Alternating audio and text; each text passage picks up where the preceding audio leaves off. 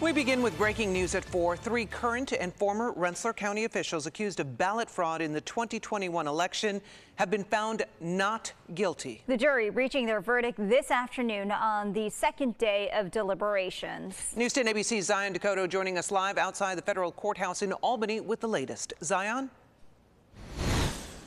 Lydia and Trishna, jurors began the day asking to rehear witness cross-examination testimony in this case.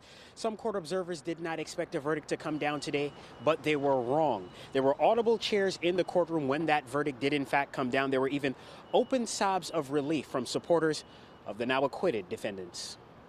We want to thank all our supporters, our friends and family for tremendous support when many walked away, and there were lonely days. But you stood by us, and this is your victory, too. Rensselaer County Director of Operations Rich Chris celebrating his victory outside federal court this afternoon. Any nervousness and gnashing of teeth the defendants had was replaced with relief and cries of joy this afternoon when the verdict was read. On count 1, conspiracy to violate the constitutional rights of others, all 3 defendants were found not guilty. Gordon was found not guilty of witness tampering.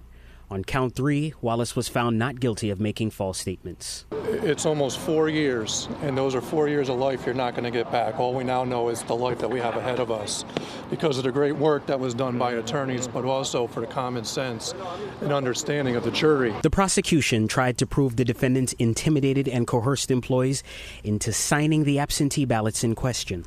The defense, however, tried to paint a picture that subordinate employees had good working relationships with the defendants, and the defendants did not have to pressure them into signing the questionable absentee ballots.